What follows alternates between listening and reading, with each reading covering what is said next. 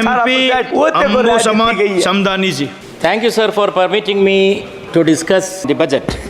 When we say that this budget has failed to address the crucial issues confronting the nation and the economy of the nation, sir, it is not a mere saying, it is a fact, it's an open fact.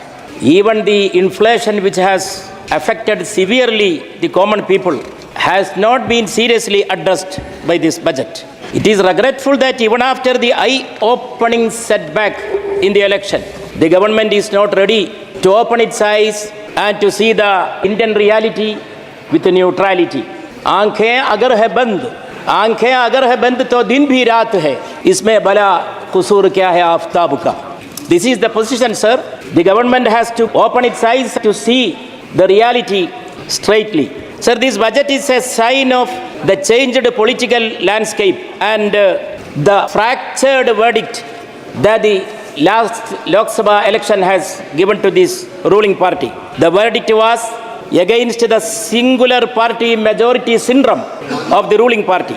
Sir, that is why we can understand these allies are very crucial for the survival of the government. But sacrificing the states, majority of the states, for pleasing a few states, sir, that goes against the principles of democracy, principles of federalism.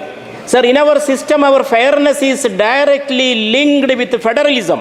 So, federalism means equality and neutrality, plurality, vividity, which is there in the politics of the country, in the culture of the country, in every sphere of our national life. Sir, a tree can become a tree only with leaves, and it should give shade for everybody who is coming to enjoy the shade of that tree. Sir, I am reminded of a couplet when thinking of this government policy. In पेड़ों को यारो क्या पेड़ कहा जाए, इन पेड़ों को क्या यारो पेड़ कहा जाए जो धूप की शिद्दत में भी साया नहीं करते, जो धूप की शिद्दत में भी साया नहीं करते. Even in the heat of the summer heat, this government is not ready to give shade for all the states. It is not ready to see all the states neutrally. And not only that, sir, it has become a leafless tree. Cut चुके जिन दरख्तों के पत्ते फिर कहाँ उनके साए हुए हैं. That is the position of this government. The disability to look beyond one state in the north and another state in the south. It is a sign of failed governance and also utter unfairness. Many states were neglected. Our state of Kerala, to the Honorable Finance Minister, I request, what was the hope of Kerala and what is given to Kerala? Kerala deserved everything, but Kerala expected and hoped something, but we got nothing. Kerala was neglected. Minorities, backward communities, farmers, youth and women, the middle class, they did not get the due consideration which they deserved. I would like to emphasize the point that this budget is divisionary, diversionary and discriminatory. It is a divisionary policy. There is a discrimination. It leads to a kind of economic boycott. And the Honorable Finance Minister was referring several times to inclusion. And once the Honorable Finance Minister mentioned Vigas bhi, Virasat bhi. Sir, Virasat kya hai? Virasat is, our heritage is the heritage of plurality.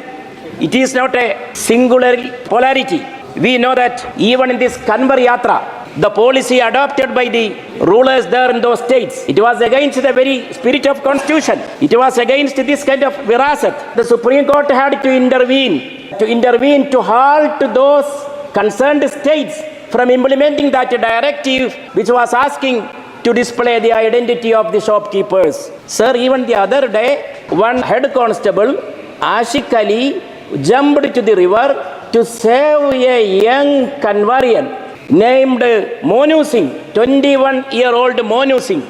This Ashik Ali jumped courageously with the human spirit, selfless courage. This is our virasat. This is here in the Indian society. But what is going on against this? This has to be checked. Sir, many such incidents are there. So the virasat is amno aman, payam e mohabbat. हम पयाम मोहब्बत आम करते ही रहेंगे against all this kind of hatred and divisionary agenda. Sir, the minority, backward communities and the middle class. Sir, the governments are thinking that these middle class are to be taxed and again they have to be taxed. Actually, the middle class has to be taken as an engine, powerful engine of growth. Sir, farmers, what is the essential need of the farmers today in the country? Honorable Finance Minister was mentioning at the very outset about the research. Research is well and good. We all appreciate. But is research the preliminary need of the Indian farmers? The farmers, sir, their preliminary need is the legal guarantee on MSP. And also the youth. The youth in the country. In a country where the youngest are the largest population and the millions of college educated youth are there in the country. So job creation has to be the primary agenda in this country. At least one relief is there. The government has started identifying that there is a job problem in the country. And women's rights, the scheme was there, ensuring job for them. Even the schemes were reduced. Solution lies not in the subsidies to corporate sector, but it is in creating demand. And sources of demand are the private consumption, investment and export. I would like to request the Honorable Finance Minister to take into consideration the equal rights of states and the principles of pluralism and federalism. Thank you, sir. Thank you.